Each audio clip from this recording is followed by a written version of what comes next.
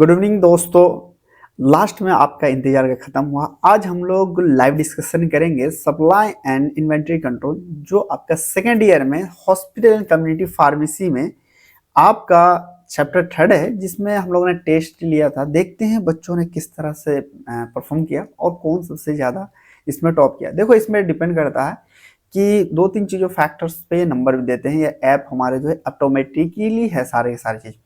इसमें आप भी जुड़ सकते हैं और जुड़ने के लिए आपको उसमें एनरोल करना पड़ेगा, तब भी कर सकते हैं। और जो बच्चे पहले से जुड़े हैं उनके लिए तो कोई दिक्कत नहीं।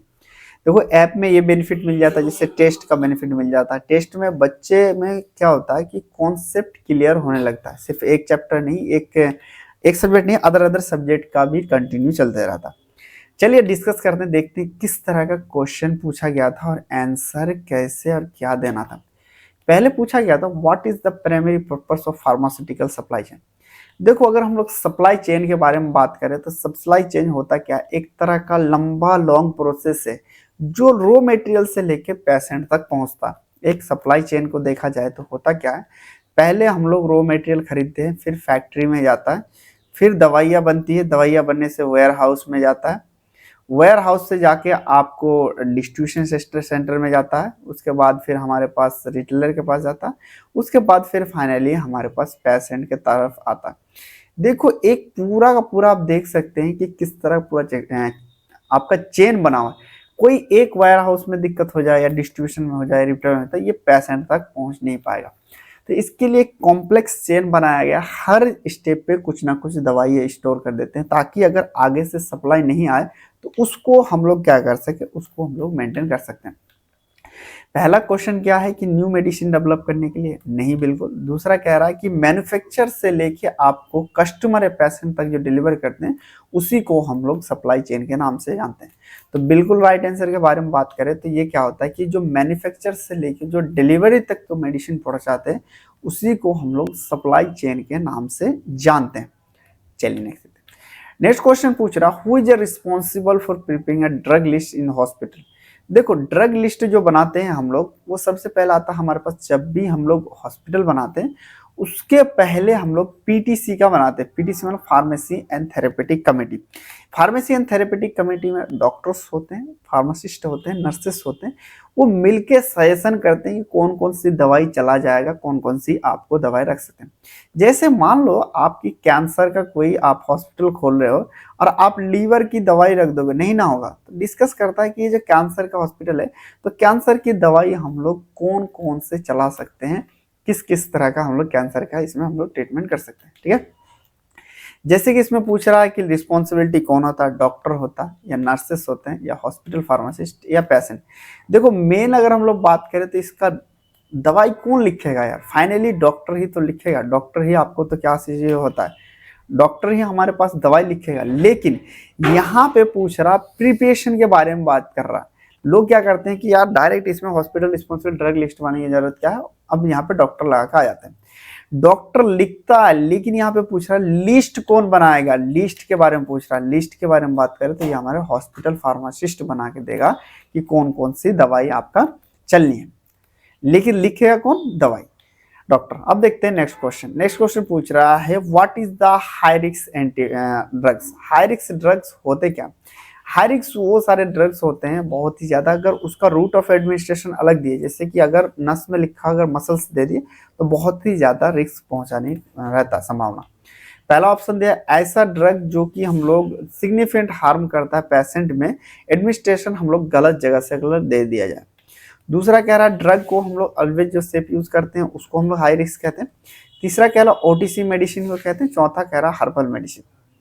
देखो, हाई रिस्क उसे कहता है, अभी मैंने बताया कि अगर उसका रूट ऑफ एडमिनिस्ट्रेशन गलत दे दिया या अलग जगह से देते हैं, उस कंडीशन में आपको हाई रिस्क ड्रग कहलाता है। चलिए नेक्स्ट क्वेश्चन पूछा गया था what is the emergency drug are typically use. Emergency drug क्या होता है, कौन कौन से यूज करते हैं कि आउट पेशेंट में हम लोग क्यों यूज करेंगे यार। फिर आता है हमारे पास आईसीयू यूनिट में, फिर आता है हमारे पास in pharmacy, in retail store. बताना इनका कमेंट में बताना इमरजेंसी ड्रग कहाँ यूज होगा। इमरजेंसी ड्रग तो वहीं यूज होगा ना जहाँ पे इमरजेंसी कंडीशन में यूज होती है चीजें, यानी आईसीयू में होगा। राइट आंसर क्या होगा आपका, राइट आंसर इज बी। चलिए नेक्स्ट देखते हैं। नेक्स्ट क्वेश्चन पूछ रहा है what is the requirement for dispensing schedule H1 drug. देखो H1N ड्रग एंटीबायोटिक होता है जिसके लिए प्रिस्क्रिप्शन की नीड पड़ती है। तो ऐसा कि जो विदाउट प्रिस्क्रिप्शन को सेल करते हैं। दूसरा आता है कि they must be sold valid prescription record. ऐसा प्रिस्क्रिप्शन तो होना ही चाहिए, साथ में हम लोग उसमें 3 साल तक हम उसे मेंटेन करते हैं। तो राइट आंसर क्या होगा आपका? Your right answer is B. चलिए नेक्स्ट क्वेश्चन क्या देगा। नेक्स्ट क्वेश्चन पूछा गया what does the NDPS 1985 prohibited. मतलब पूछ रहा है कि NDPS 1985 में क्या मना है, कल्टीवेशन या फिर हमारे पास या फिर क्या चीज मना करता है। देखो NDPS मतलब जितने भी हमारे पास नार्कोटिक ड्रग होते हैं, नार्कोटिक जो ड्रग होते हैं उनके लिए जो वैलिड किस तरह से देना है, किस तरह से कल्टीवेशन करना है, कौन कौन सेल करता है, इन सब चीज़ों के बारे में यहाँ पे दिया गया था। तो राइट आंसर क्या होगा आपका? राइट आंसर के बारे में बात करें तो राइट आंसर ए होगा। चलिए नेक्स्ट क्वेश्चन पूछा गया what is an example of high risk drug. पूछ रहा है कि हाई रिस्क ड्रग का एग्जांपल क्या है। पैरासीटामोल नहीं यार, इपिनेफ्रिन, फिर आता है हमारे पास एस्पिरिन, फिर आता है हमारे पास विटामिन सी। बताना। देखो तो ये और ये तो नहीं होगा, बचा दो, ये भी नहीं होगा। राइट आंसर क्या होगा? इपिनेफ्रिन हमारे हाई रिस्क ड्रग आता है। इसको अगर हम लोग गलत एडमिनिस्ट्रेशन से दे देंगे तो पेशेंट उठेगा नहीं, उठ जाएगा। चलिए नेक्स्ट क्वेश्चन देखते हैं। नेक्स्ट क्वेश्चन पूछा गया what is an example of emergency drug. पूछ रहा है कि इमरजेंसी ड्रग का क्या एग्जांपल है। पहला ऑप्शन है आइबुप्रोफिन, दूसरा आता है एट्रोफिन इंजेक्शन, फिर आता है हमारे पास मल्टीविटामिन, फिर आता है हर्बल सप्लीमेंट। देखो इमरजेंसी ड्रग उस कंडीशन में देते हैं जब चीजें क्रिटिकल हो या तो फिर इमरजेंसी कंडीशन में दो। इमरजेंसी कंडीशन में हम लोग एट्रोफिन को देते हैं। राइट आंसर क्या होगा आपका? बी होगा। चलिए नेक्स्ट क्वेश्चन पूछा गया what is an example of schedule H1 drug. जो पूछा गया मैंने आपको कहा ऐसा एंटीबायोटिक जिसके लिए प्रिस्क्रिप्शन जरूरी है और 3 साल तक कम से कम डेटा मेंटेन रखना जरूरी है। तो अब मुझे बताओ कि क्या है शेड्यूल? एस्पिरिन है, सेफिजिन है, विटामिन डी है या हर्बल टी है। राइट आंसर की हम लोग बात करें तो यहाँ पे सेफिजिन हमारे पास H1 एंटीबायोटिक के अंतर्गत आता है। चलिए नेक्स्ट क्वेश्चन देखते हैं। चलिए नेक्स्ट क्वेश्चन देखते हैं। पूछा what is an example of NDPS drug. पूछ रहा है NDPS का ड्रग एग्जांपल कौन है। पैरासीटामोल, दूसरा हमारे पे एल्पोप्रेजोलम, फिर आता है आइबुप्रोफिन, फिर आता है विटामिन B12। देखो जो NDPS है, NDPS मतलब नार्कोटिक ड्रग जो होते हैं उनके बारे में, नार्कोटिक एंड साइकोटिक ड्रग जिसको लेने से हमें नशे होते हैं उनके बारे में एग्जांपल पूछ रहा है। राइट आंसर क्या है? एल्प्रोजोलम लेने से हमें क्या होता है? नींद बहुत ज्यादा आती है, यानी नींद के गोली की तरह यूज करते हैं। तो फाइनली दोस्तों वो लास्ट घड़ी आ गया है। देखते हैं इस टेस्ट का कौन सा विनर था, कौन बच्चा है। उनको बहुत बहुत कॉन्ग्रेचुलेशन जिन्होंने बाजी मारा। आप लोग को भी सबसे पहले तो देखते हैं मंताशा। मंताशा जी बहुत बहुत कॉन्ग्रेचुलेशन आपको, आपने सबसे पहले रैंक 1 आया आपका। फिर आता DK सिंह, आपको भी बहुत बहुत कॉन्ग्रेचुलेशन, आपने भी बहुत मेहनत करा है, आपने भी रैंक 2 हासिल किया। आजाद अम्बेडकर, देख रहा हूँ आजाद कई बार से अच्छा खासा ये बाजी मार रहा है, तो ये हमारे पास इस बार थर्ड रैंक, नेक्स्ट में हमारे पास फर्स्ट आया था। ठाकुर भरत प्रसाद, आपको चाहिए कि थोड़ा सा इंप्रूवमेंट करें क्योंकि आप लोग बहुत अच्छे बच्चे हो। फिर सुप्रिया जी कॉन्ग्रेचुलेशन आपको। उम्मे कुलसुम, आपको भी कॉन्ग्रेचुलेशन, बहुत बहुत आपको धन्यवाद। ऐसे ही आप फाइनल एग्जाम में करते रहो। प्रभाकर का हमारे पास 7th पोजीशन है। सूरज प्रजापति 8 है। प्रदीप कश्यप, आफरीन जी कॉन्ग्रेचुलेशन। अरशद, आदित्य केशरी, बहुत बहुत कॉन्ग्रेचुलेशन आप लोग। और भी इनको डिटेल में हम लोग मंडे को 7:30 बजे ऐप पे बता देंगे कि किसका किसका कौन कौन से रैंक आए। ठीक है, तो कम से कम पता होना चाहिए। टेस्ट दो दोस्तों मेरे, उससे ये फायदा होता है कि अपने पानी का पता चलता है, कितने पानी में हो, इन द सेंस ऑफ आप दौड़ रहे हो और अकेले हो, क्या घंटा का जीत कर रहे हो। आप 10 लोगों के साथ जोड़ो, 100 लोगों के साथ दौड़ के देखो, तब पता चलता है कि हमारी कहाँ कहाँ पे मैं स्टैंड करता हूँ। चलिए नेक्स्ट क्वेश्चन देखते हैं। नेक्स्ट क्वेश्चन देखा, पूछा what is the primary objective of inventory control. Inventory control का प्राइमरी ऑब्जेक्टिव क्या होता है। इन्वेंट्री कंट्रोल मतलब वो चीज होता है कि किसी भी चीज को हम लोग बना रहे हैं या फिर फार्मेसी की या फार्मास्यूटिकल हम लोग इंडस्ट्री खोल रहे हैं, तो किस तरह से हम अपने पैसे को कंट्रोल रखें और कौन कौन सी चीजों को अप्लाई करें और ज्यादा पैसा आए और कम खर्चा और मैनेजमेंट अच्छा। इंक्रीज फार्मेसी प्रॉफिट करने के लिए दूसरा ऑप्शन दिया हुआ कि हमारे पास राइट अमाउंट सप्लाई अवेलेबल हो और ऑर्गेनाइजेशन को सही तरीके से चलते रहे। यही इसलिए हम लोग करते हैं ताकि हमारे पास जो राइट अमाउंट सप्लाई अवेलेबल हो ऑर्गेनाइजेशन में, ताकि इंश्योर करते हैं राइट अमाउंट राइट क्वालिटी होते हैं ताकि वो लंबे समय तक चलता है। राइट आंसर क्या होगा आपका? राइट आंसर आपका बी। चलिए नेक्स्ट देखते हैं। नेक्स्ट क्वेश्चन पूछा, what does ABC stand in ABC analysis? ABC analysis में एबीसी का मतलब होता क्या? एबीसी का मतलब होता है always better control. Right answer क्या होगा इसका? अल्वेज बेटर कंट्रोल होता है। राइट आंसर कौन सा होगा? एबीसी कमेंट में बताना। राइट आंसर के बारे में बात करें तो ये हमारे पास ये होगा। चलिए नेक्स्ट देखते हैं। नेक्स्ट क्वेश्चन पूछ रहा, which category in ABC analysis include item with the highest value in term of cost? इसमें पूछ रहा है कि एबीसी जो आपने क्लासिफिकेशन किया तो सबसे पहले ज्यादा कॉस्ट का क्या रहता है? देखो एबीसी एनालिसिस में क्या करते हैं, ए कैटेगरी में सबसे ज्यादा हाई रखते हैं, यानी इस पे इंफ्रास्ट्रक्चर में खर्चा होता है। बी में उससे थोड़ा सा कम मीडियम रखते हैं। उसके बाद आपका सी में जो होता है वो हमारे पास एकदम लो लेवल पे हम लोग रखते हैं। ठीक है, कैटेगरी ए के बारे में बात करें, राइट आंसर क्या होगा? सबसे पूछा गया ज्यादा हाईएस्ट वैल्यू किसमें होगा? राइट आंसर के बारे में ए होगा। चलिए नेक्स्ट क्वेश्चन पूछा गया था, what is the main advantage of ABC analysis? ABC analysis में एबीसी एनालिसिस क्या बेनिफिट है? ये सुटेबल होता है सभी बिजनेस के लिए, स्मॉल बिजनेस के लिए, या फिर इन्वेंट्री कंट्रोल इंक्रीज प्रॉफिटी करने के लिए, या फिर सिंपल एंड क्विकली मेथड होता है, या फिर हमारे पास do not require any control inventory control, मतलब इससे लिए कोई इन्वेंट्री कंट्रोल की जरूरत नहीं पड़ती है। राइट आंसर क्या होगा? पढ़ाया था मैंने कि ये जो होता है छोटे चीज हमारे पास जो होता है इसके लिए यूज करते हैं कि ये इन्वेंट्री कॉस्ट को सेव करता है और प्रॉफिट को इंक्रीज करता है। देखो किसी भी चीज में मैनेजमेंट जरूरी है। आप अगर मान लीजिए डी फार्मा का तैयारी कर रहे हैं, एक दिन पढ़ ले तो संडे में पूरा का पूरा दिन, उसका पूरा हफ्ता गायब, तो नहीं हो पाएगा भैया। डेली ही पढ़ो लेकिन थोड़ा थोड़ा पढ़ो। ठीक है, अब आता है नेक्स्ट क्वेश्चन पूछा, what is the bed stand for variables? Vital, essential, desirable, इसका फुल फॉर्म होता है, नहीं कह सकते स्टैंड होता है इसका मतलब। वाइटल, एसेंशियल और डिजायरेबल, राइट आंसर क्या होगा? राइट आंसर आपका ये होगा।